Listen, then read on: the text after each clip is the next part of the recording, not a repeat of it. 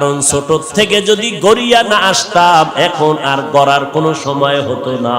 এই জন্য অনেক বাবাদের দেখবেন হুজুরদের কাছে এসে কান্না করে, দোয়া চায়, হুজুর একটু দোয়া করেন, ছেলেটারে আর কন্ট্রোলে রাখতে পারি না।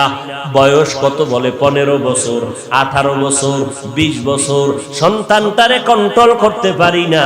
মোবাইল নিয়ে দৌড়ায় যায়, পকেটের থেকে টাকা নেয়, নামাজ রোজার ভালাই নাই, মায়ের সাথে খারাপ আচরণ, বাবার সাথে খারাপ আচরণ, এলাকার মুরব্বীদের সাথে খারাপ আচরণ করে। হুজুর এখন কি করি? মদিনার নবী কয় কি করলে হবে না, কোন তাবিজ লাগাইলে হবে না। মদিনার নবী 1500 বছর আগে যেই তাবিজ লাগায় দিলেন ওই তাবিজ ব্যবহার করো। 7 বছরে দাওয়াত দাও, 10 বছরে শাসন করা লাগলে করো, তারপরেও সন্তানের ছাড়িয়া দিও না। সময় হারাইয়া গেলে কানলেও কোনো লাভ হবে না। এরে নবীর উম্মতের দল, আমরা মাদ্রাসায় পড়েছি। ও যুবক, মনে মনে ভাবতেছো আজকে হুজুরদের কথা মতো যদি চলি, নবীর তরিকায় চলি, স্বাধীনতা থাকবে না, লেখাপড়ার স্বাধীনতা থাকবে না। ও নবীর আশেকের দল, আজকে আমিও যদি তোমার মতো চিন্তা করিয়া প্যান্ট শার্ট টাই লাগাইয়া রাস্তায় চলতাম, কেউ আমারে বাধা দিত না। টুপিটা মাথায় দিলে মাথা গরম লাগে, কম বুঝি না, এরপরও কেন টুপি ফালাই না? দাড়িটা লম্বা করার কারণে যৌবনের ভাব চলে যায়, এরপরও কেন দাড়ি ফালাই না? লম্বা জামা পরার কারণে শরীর গরম লাগে, তারপরও কেন ফালাই না? কওমি মাদ্রাসায় লেখাপড়া করেছি, যেখানে পড়লে কোনো চাকরি নাই, এরপরও কেন ওই রাস্তা ছাড়ি না? তাবলিগের পথ কেন ছাড়ি না? দেওবন্দীদের পথটা কেন ছাড়ি না? এরে নবীর উম্মতের দল, চিন্তা ভাবনা করে দেখলাম আল্লাহর কোরআন সত্য, নবীর কথা সত্য। আরো দেখলাম কি জানো, নবীর তরিকা মতো চলতে গেলে যারা কয় স্বাধীনতা থাকে না, আমরা দেখলাম আমাদের স্বাধীনতা তো নষ্ট হয় নাই। নবীর তরিকা ছাড়া যারা, এরাও যেমন 3 বেলা খায়, আমরা নবীর তরিকা ওয়ালারাও তো 3 বেলা খাই, আরো ভালো খাই, বেশি খাই।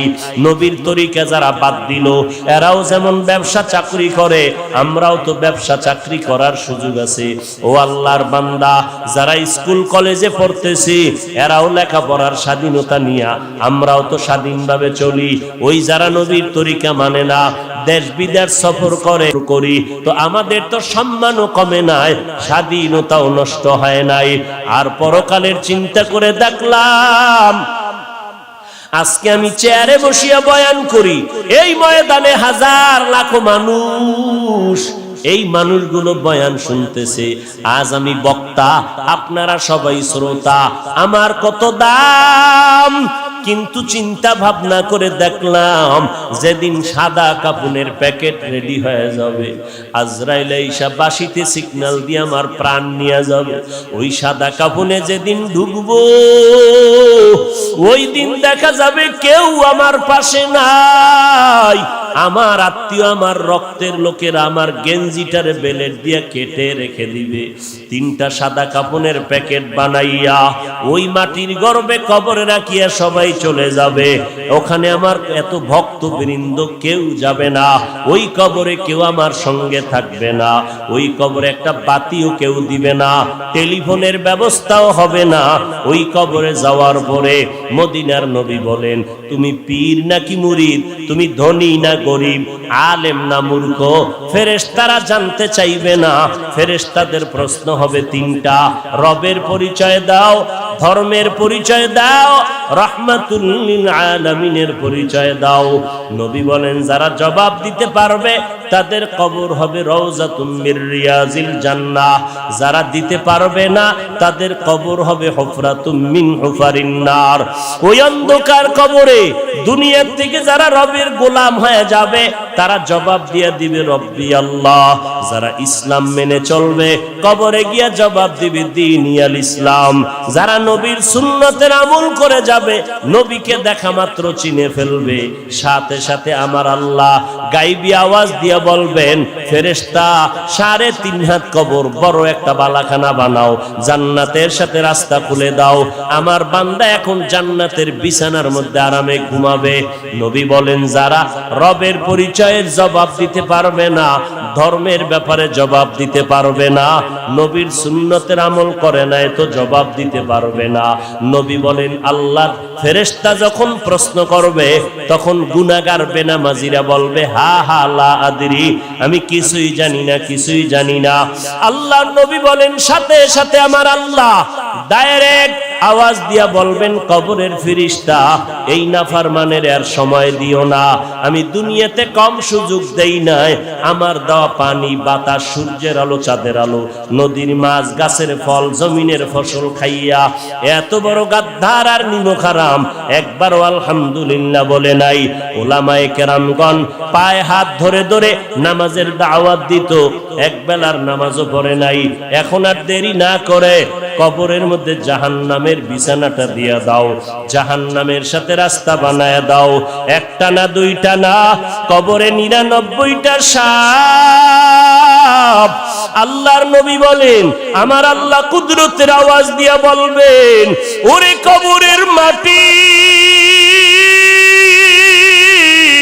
ওই গুনাহগারের দুই পার্শ্ব থেকে জোরে জোরে চাপ দাও।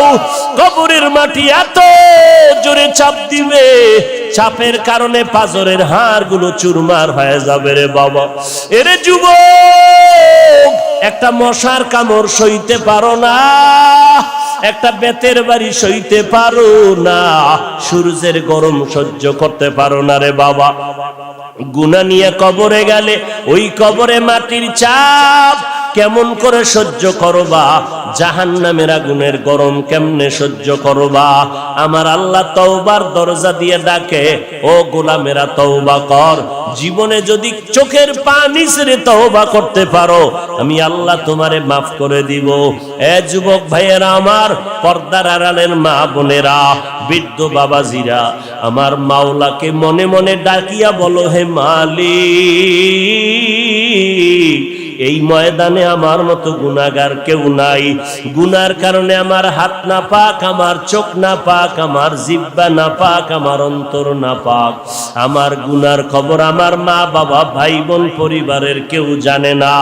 জানলে কেউ আমারে সম্মানের নজরে দেখতো না। ও মালিক, আপনি গুনার খবর জানার পর রাগ করিয়া পানিও বন্ধ করেন নাই, বাতাস বন্ধ করেন নাই, খানাও বন্ধ করেন নাই। ও আল্লাহ, আজকে তওবার নিয়ত করেছি, জীবনে কত নামাজ বাদ দিলাম। ও যুবকেরা, তোমার আমার মতো যুবক স্কুল কলেজে পড়ে, র্যাব, আর্মি, পুলিশ, বিডিআরের চাকরি করে, নামাজ ছাড়ে না, ড্রাইভারি করে, কৃষি কাজ করে, নামাজ ছাড়ে না। বলো, তুমি কেন নামাজ পড়তে পারবা না? আল্লাহর কাছে তৌফিক চাও। ও আল্লাহ, আজকে থেকে তওবার নিয়ত করলাম, নামাজ বাদ দিব না, মা বাবার দোয়া নিয়ে চলবো, কষ্ট দিব না, ওলামায়ে কেরামের বিরোধিতা করে গুনাহগার হব না, আহলে হক ওলামাদের পরামর্শ নিয়ে চলবো, দেশ ও জাতির বিরুদ্ধে কোন ষড়যন্ত্রে লিপ্ত হব না। ও দয়ার মাওলা, তুমি আমার তওবা কবুল করে নাও, তওবার উপরে চলার তৌফিক দান করো। তুমি যদি তৌফিক না দাও, আমি সঠিকভাবে টিকে থাকতে পারবো না, শয়তানের ধোঁকায় আমি পিছলে পড়ে যাব। ও আল্লাহ, খাঁটি অন্তরে তওবা করতেছি, আর নামাজ ছাড়বো না, দাড়ি কাটবো না, বেপরদায় চলবো না। ও যুবকেরা, আমার মাওলার কাছে তওবার নিয়ত করে ফেলো, দুনিয়াতে চিরদিন থাকা যাবে না। ওই অন্ধকার কবরে আমার নবীর কথা যদি সত্য মনে করো, গুনাহমুক্ত হইয়া কবরে যাও, আর আল্লাহর কাছে তওবার নিয়ত করে ফেলো।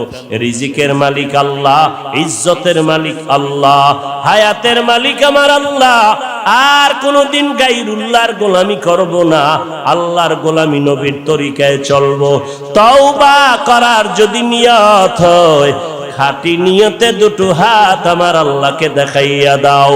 আয় আল্লাহ আমাদের হাতগুলো কবুল করে নেন, তওবা কবুল করে নেন, তওবার উপরে মজবুত হইয়া চলার মতো তৌফিক দান করেন, আমিন। আলহামদুলিল্লাহি রাব্বিল আলামিন। والصلاة والسلام على سيد الأنبياء والمرسلين وعلى آله وأصحابه أجمعين يا أرحم الراحمين يا أرحم الراحمين يا أرحم الراحمين رب ارحمهما كما ربياني صغيرا উদয়ার মালিক গুনার বোঝা মাথায় নিয়ে হাত তুললাম। ও দয়ার আল্লাহ, কত মুরব্বী হাজী সাহেব, কত ব্যবসায়ী, চাকরিজীবী, ওলামায়ে কেরাম, যুবক ছাত্র ভাইরা, পর্দার আড়ালের মা বোনেরা হাত তুলেছেন। ও দয়ার মালিক, মেহেরবানি করে আমাদের জীবনের গুনাহগুলো মাফ করে দেন আল্লাহ। মাহফিল কবুল করে নেন, আয়োজনকারী সহযোগিতাকারীদের কবুল করে নেন। আয় আল্লাহ, আমার এই ময়দানে যারা ব্যবসায়ী, চাকরিজীবী, সবার কামাই রুজিতে বরকত বাড়ায় দেন। আয় আল্লাহ, আমার কলিজার যুবকদের দিনদার বানায় দেন, মা বোনদের আবেদা পর্দানিশী বানায় দেন, সন্তানগুলো নেককার বানায় দেন। আয় আল্লাহ, সমস্ত শিক্ষা প্রতিষ্ঠান নবীর আদর্শওয়ালা বানায় দেন, মসজিদ মাদ্রাসাগুলো কবুল করে নেন, এলাকার ঘরে ঘরে শান্তি দান করেন। আয় আল্লাহ, সুন্নাতওয়ালা জিন্দেগি দান করেন, নবীজির রওজা বাইতুল্লাহ জিয়ারতের তৌফিক দান করেন। আয় আল্লাহ, দিলের নেক আশা পূরণ করে দেন। আয় আল্লাহ, সারা দুনিয়াবাসীকে মাফ করেন, বাংলাদেশ শান্তির দেশ বানায় দেন। আয় আল্লাহ, প্রশাসনিকভাবে যারা কাজ করে দিনদার বানায় দেন। আয় আল্লাহ, সরকার বাহাদুর থেকে সকল জনপ্রতিনিধিদেরকে দিনের খাদেম বানায় দেন। আয় আল্লাহ, রিয়া হাসাদ কিবির দূর করে আমাদেরকে ইখলাস দান করেন। আয় আল্লাহ, নবীজির রওজা বাইতুল্লাহ জিয়ারত